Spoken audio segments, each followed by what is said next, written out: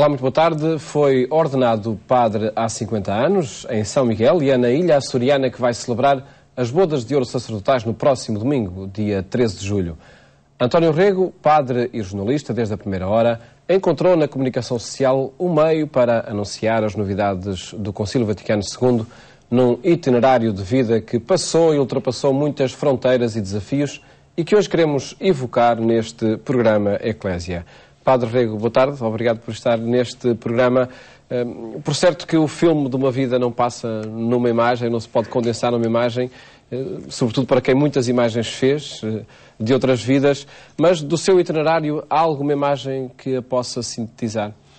Muito boa tarde. A primeira imagem que eu gostava de transmitir era esta.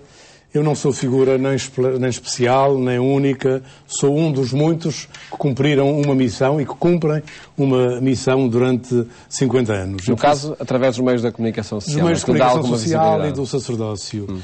O meio de comunicação social faz com pouca coisa muito ruído e há tantos sacerdotes escondidos nas aldeias, nas missões, e que muito fazem e que ninguém vê, ninguém agradece, ninguém celebra, e eu gostava de dedicar este tempo que se torna mais visível pela televisão a todos esses. Como também aos leigos, a ti, Paulo, e a tantos que me ajudaram a compreender e a sintetizar o que é isto de ser padre e de ser jornalista simultaneamente e de utilizar este meio extraordinário que é a televisão para anunciar a palavra, a mensagem de Jesus. Algum conflito entre essas duas missões, se podemos chamar duas? Poderá haver, eu nunca o senti, sempre os senti muito complementares, irmãos, capazes de fazer uma linguagem única. É verdade que estive nos Mártires, na paróquia, como estive na paróquia da Estrela, como estou na paróquia de Fátima, aí celebro os sacramentos, estive à cabeceira dos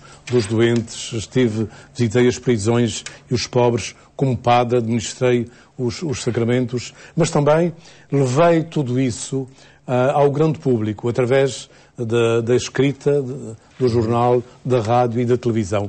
E senti aqui esta espécie de unidade do ministério. Não pressenti o mais pequeno conflito, antes uma complementaridade, uma conjugação para um fim que era aquilo a que fui chamado.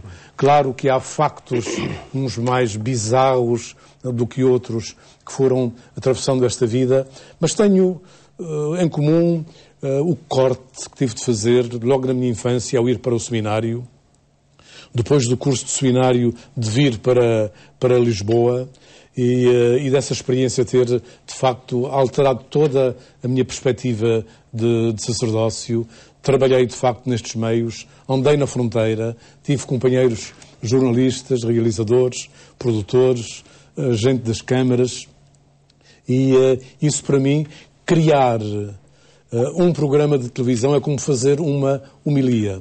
Também se reza, também se prepara, também se estuda, também se proclama. E é algo de fascinante para as nossas vidas, e eu dou graças a Deus por ter passado por essas experiências. Gostava também de acentuar, se me permites, o ter passado por muitos pontos, mesmo aqui no país, ter percorrido quase todas as paróquias, localidades, as mais escondidas, ter posto o povo a falar de si próprio, ter testemunhado realidades da ação social, da ação caritativa, da ação evangelizadora, tudo isso que foi acontecendo. E a minha missão era o que estava escondido colocar sobre os telhados, ainda que fosse de uma fibra óptica ou até que passasse depois pelos meios convencionais que nós hoje já temos, que já ultrapassam a imprensa, em cinema, rádio e televisão. E para isso, me peço desculpa, para isso vocês, leigos, foram essenciais em terem respeitado esta missão, em me terem ajudado e ensinado também nesta comunicação. Um trabalho feito, sem dúvida, sempre em equipa, e quando assim é meio caminho andado para o sucesso desse trabalho. Os leigos e todos os colegas de uma redação olham-no como um camarada de profissão ou também como o padre. Há momentos em que é ao padre que falam. Tem graça que eu, quando entrei nestes meios, e as pessoas perguntavam como é que a gente vai chamá-lo. E disse, olha, como te der melhor jeito. E devo dizer claramente que nunca me senti desrespeitado. evidente que a gente, numa redação onde está muita gente, houve às vezes um português mais genuíno que outro, mais perfeito que outro, mas isso não me assusta nada, nem é ofensivo, faz parte da gíria do cotidiano. Agora, ter encontrado um desrespeito, claro, ou pela religião, ou por Jesus Cristo diante de mim, ou qualquer provocação, mesmo à minha pessoa, nunca senti isso. Sempre me senti muito à vontade, soube ouvir, soube dialogar também, gostei de dialogar, gostei de aprender e, como diz o Papa Francisco, muitas vezes é do outro lado que está quem nos ensina, quem nos estimula e quem nos põe em estado de missão e de evangelizador. O que é que faz um padre numa redação em momentos como aquele que aconteceu, por exemplo, na semana passada, da morte de um filho de uma jornalista da Judite Sousa? Doeu-me profundamente o facto, antes de mais nada, pelo conhecimento que tenho da Judite, pelo que percebi que foi um sofrimento. Mas o padre é chamado a essas ocasiões para um diálogo diferente? Sou chamado não para a extrema-unção, como às vezes se pensa, que o Papa vai só, que o Padre vai só, quando a pessoa já está quase a morrer. E fui chamado para esse todo, para presidir a uma Eucaristia, mas depois fui espontaneamente, estando presente com ela, enfim, com os pais, com a família, num momento de muita dor. Eu acho que nessas alturas as pessoas precisam abrir a sua mente a outros ângulos, outras perspectivas, porque estamos muito fechados sobre um facto, sobre a dor que nos esmaga, que nos dói, que nos amarfanha, que nos cega, e precisamos abrir, e penso que é capaz de nos dar um pouco de luz é a nossa fé. Mesmo que não seja uma fé muito esclarecida, muito clara, muito precisa, nós nesses momentos perguntamos, mas o que é a fé? O que é que me esclarece? O que é que me responde? Temos de fazer essa procura. Tentei estar presente, acompanhar quanto pude, e quero neste momento também manifestar outra vez a minha proximidade muito grande, que não é só destes dias, em particular com a Judite e com quantos acompanharam naquelas celebrações extraordinárias que foram feitas na igreja do Colégio de São João de Brito. Sei, enfim, até por partilha de outros colegas também da TVI, no caso, que recordam momentos em que o Padre Rego ou presidiu um funeral de um familiar, ou noutros momentos mais, enfim, maior, ou sobretudo esses, de alegria, de um casamento, de um batizado, etc. Sim, estamos... E essa presença também acontece, não é só uma presença profissional? Acontece muito.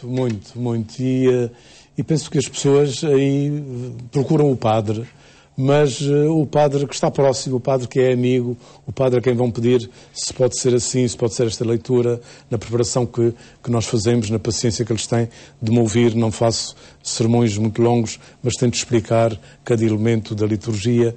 Eu diria também na preparação da própria Eucaristia do domingo que nós transmitimos, onde há uma equipa de produção, de realização extraordinária, que tem o cuidado de fazer um alinhamento de cada passo, de cada palavra, da forma como é feita, para que haja uma unidade, uma harmonização entre o rito oficial que se desenrola e depois essa espécie de segundo rito que passa pela televisão, que é o que as pessoas veem com outra proximidade e, digamos, estando distantes fisicamente, a televisão, tenta aproximá-los o mais possível do mistério que está a passar, da palavra que está a proclamar. Penso que isto é uma missão evangelizadora que é diferente de cumprir um preceito dominical.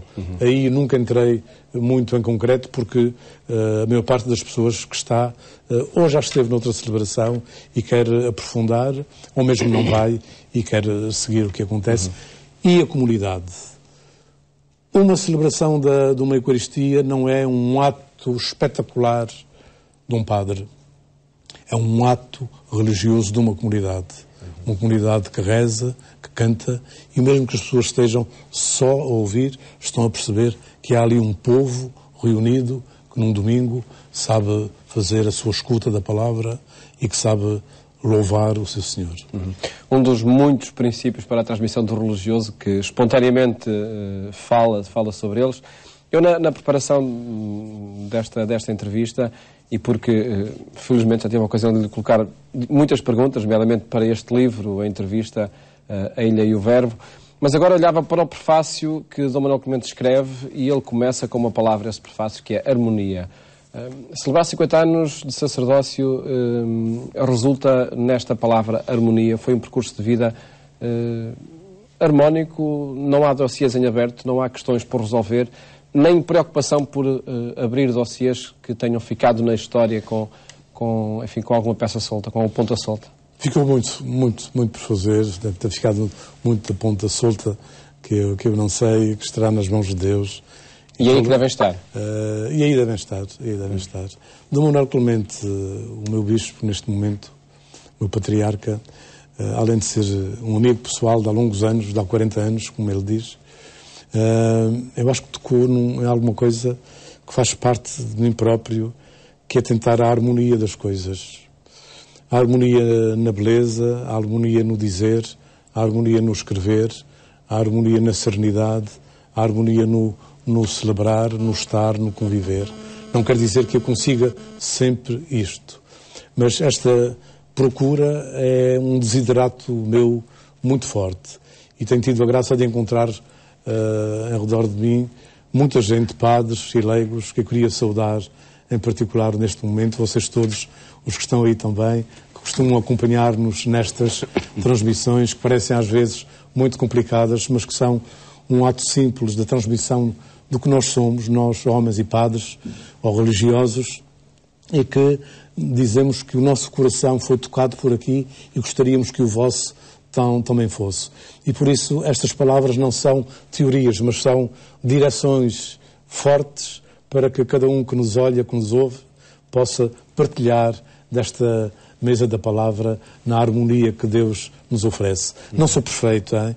Eu não sou nenhum modelo, e gostava que isso ficasse bem claro. Sou mais um padre entre os muitos a quem Deus dá a graça de celebrar 50 anos, e dou muitas graças a Deus por isso, pela vida e pelo sacerdócio, mas sou a pessoa mais normal, mais vulgar do mundo, que tenta, dentro do possível, cumprir a sua missão. Porque, enfim, tem a circunstância diferente de estar, se calhar, noutras paróquias, chamemos-lhe assim, e olhando este percurso de vida, quais foram esses territórios, porque passou territórios mediáticos, naturalmente, não é? Desde os Açores até atualmente. Comecei nos Açores a fazer um programa de rádio muito simples, inspirado num mestre que viria a ser depois meu colega de trabalho, o Martim Descalço, que de resto já tinha lido. Inspirei-me no concílio imenso. O concílio foi, digamos, o meu ponto de partida, o meu ponto de reflexão, o meu ponto de referência, praticamente em todos os passos que dei, que proclamei, que vivi. Foi um acontecimento decisivo, não apenas para a minha vida, mas para a Igreja, mas que percebi e tentei atualizar, tanto em rádio como em televisão. E depois também as comunidades que fui visitando, tanto aqui no nosso país como no estrangeiro. Tive a oportunidade de ser convidado para muitos pontos. Eu destaco aqui o trabalho que fiz em missão, particularmente na África e na Ásia, onde, pelas mãos de muitos missionários, muitos institutos religiosos, fui carinhosamente conduzido a visitar a experiência cristã fascinante de outra cultura, de outro povo, muitas vezes numa pobreza quase extrema, num cenário muito pobre, numa capelinha cheia de pó, sem portas nem janelas, onde havia a vibração de um povo que percebia a sua fé e que encontrava aí um sinal de libertação. Aprendi muito nesses terrenos, como aprendo ainda todos os dias nas nossas aldeias, enfim, nos espaços por onde vou passando, nos movimentos cristãos de leigos, que são uma espécie de fronteira, que vão à frente, refletindo, abrindo caminhos para que outros possam seguir. A nossa Igreja tem, de facto, muitas fraquezas, mas tem algo de muito extraordinário e muito criativo, que vai sempre surgindo, penso que através dos movimentos, falo de uma ação católica e de muitos outros que aparecem, através do concílio, do seu espírito que mergulhou nas nossas comunidades, através de pastores extraordinários que nos animaram. Eu dou graças a Deus por isto também. Não fui padre num regime de opressão eclesial. Tive sempre uma grande liberdade de trabalhar e fui estimulado em criatividade, procura de outras formas, porque poderia ter sido incomodamente travado de experimentar isto ou aquilo. Também não entrei em loucuras nem litúrgicas, nem morais, nem teológicas, mas fui percebendo o caminhar de um povo e respondendo como parecia que a Igreja tinha uma resposta moderna, viva, atual, para as circunstâncias, os dramas, as alegrias e as tristezas que vive o povo. Mesmo que muito brevemente toquemos alguns dos momentos desse trabalho profissional e pastoral, o primeiro que fez quando chegou a Lisboa, entre 68 e 75, creio eu, na Rádio Renascença, que memórias ficam desses anos? Sim, tenho da Rádio Renascença uma grande memória, porque foi-me dada a oportunidade de abrir uma série de temas, de programas que praticamente estavam silenciados, que não existiam. Estou a falar do que se destinava aos doentes, do que se destinava ao esquema 13, que digamos que era a grande porta de concílio, que englobava todos os temas, o da liberdade religiosa, o das missões, o da escritura, do verbo, da palavra, o da liturgia, e, portanto, todos esses temas estiveram sobre a mesa, debatidos por jovens, por adultos, por idosos, por gente mais ilustrada, por gente mais simples, por estudantes, por responsáveis de movimentos, e digamos que foram tentando abrir caminhos para a grande novidade que era a Igreja, que não tinha o direito de estar oculta depois de ter acontecido um facto tão importante e fundamental como o Concílio Vaticano II. Depois de 75, nos anos 80, foi pela RDP e RTP que trabalhou também no Diário de Notícias, numa crónica, um tempo de uma criatividade diferente. Foi a partir dos anos 80, portanto, na RDP, na rádio, com o programa Toda a Gente é Pessoa, que terminou há pouco, com uma crónica no Diário de Notícias, palavra que era de Deus, entre palavras que eram as minhas, e, portanto, cruzando a realidade de Deus com a nossa realidade. Gostei muito desse trabalho que fiz semanalmente, durante muito tempo, que foi muito gostoso em cada semana produzir uma peça que respondesse à palavra e às palavras, à grande vida e à vida das pessoas. Depois também a presença na televisão, aqui na RTP. A missa e o 70 vezes 7. A missa e o 70 vezes 7. Presidi durante muitos anos a celebração da Eucaristia, fui responsável pela equipa desde 1968, e nós fizemos uma equipa, de facto, que pensava a palavra, que pensava a liturgia e que pensava a transmissão e o povo que se destinava. E depois um programa que foi o 70 vezes 7, felizmente ainda vivo, o programa mais antigo da televisão portuguesa, que não está a meu cargo desde 92, mas que está a cargo, e muito bem, do Secretariado Nacional das Comunicações Sociais, de que o Paulo Rocha é o responsável. E depois da Agência Eclésia, sim. Na Agência Eclésia. E depois também de um programa que surgiu, que foi o 8º Dia, que mantém ainda já 20 e poucos anos de vida. Portanto, através destas coisas, concomitante ao meu trabalho especificamente sacerdotal, apesar de considerar este também específico, mas especificamente ministerial, pronto, que foi decorrendo a minha vida cheia de fraquezas, mas também com muito entusiasmo e com alegria. Diz neste livro, eu tinha dúvidas, sim, e refere-se ao projeto da TVI. Apesar disso, afirmam também que não tinham o direito de recusar esse convite. Que tensão foi essa no início dos anos 90? Pois, eu fui convidado, de facto, pelo Bispo, fui convidado também pelo Presidente, e eu disse, eu vou deixar o que tenho, tudo o que tenho, que está feito, que está organizado, para ir para um projeto incerto. E a minha dúvida era exatamente esta. Era um projeto incerto, que era uma televisão generalista, de cariz cristão, não propriedade da Igreja, ao contrário do que se disse, mas que, pronto, não seguiu na totalidade o percurso a que estava vocacionada, mas mantém ainda algum tempo de emissão religiosa, como a Eucaristia e um programa. Não é a perfeição total, mesmo naquilo que é religioso, mas é o possível que os tempos nos vão proporcionando. E é também por aí que, através dessa presença da missa do 8º Dia, que permanece, que reafirma essa certeza de que o religioso tem um lugar mediático e deve passar pelos meios de comunicação social. Isso é interessante. A presença de um padre numa redação é uma coisa um pouco bizarra, porque, de alguma forma, as pessoas têm uma espécie de respeito ou distância, pelo menos algum receio dos temas que abordam, não estarem muito seguros dele. Mas, ao mesmo tempo, têm uma grande curiosidade de saber mais quando há uma notícia. E portanto, nós travamos imensíssimos diálogos na redação, praticamente todos os dias, sobre todas as questões. Não há temas tabus, todos os temas nos interessam. Também ouço sempre com respeito enorme outras opiniões, enriqueço também a minha ótica com o diálogo e penso que aprendemos assim, digamos, democraticamente a conviver, sendo diferentes, mas com projetos de vida, no fundo, tendo pontos comuns. Incluindo este tema da religião em noticiários, em programas de entretenimento, tem lugar numa grelha de uma televisão? Passou a ser natural naquela estação o religioso. Não é nada de artificial, não é nada que apareça por obrigação de ninguém, mas passou a ser um elemento integrante da própria estação, pelo facto de ter estado na sua própria matriz. E julgo que, mesmo que haja toda a liberdade de tratar qualquer tema, há uma procura de o tratar com qualidade. E muitas vezes consultas, outras não, depende sempre das circunstâncias. Padre António Rego, nosso tempo infelizmente chegou ao fim. Parabéns pelos 50 anos de sacerdócio e felicidades. Muito obrigado. Em muitos mais de trabalho nestas áreas. Muito obrigado também a todos aqueles que ajudaram a viver estes 50 anos de sacerdócio. Boa tarde. Boa tarde e muito obrigado. Um programa onde quisemos apresentar o percurso do padre e jornalista António Rego por ocasião dos 50 anos de ordenação sacerdotal. Votos, boa tarde. Até amanhã, se Deus quiser.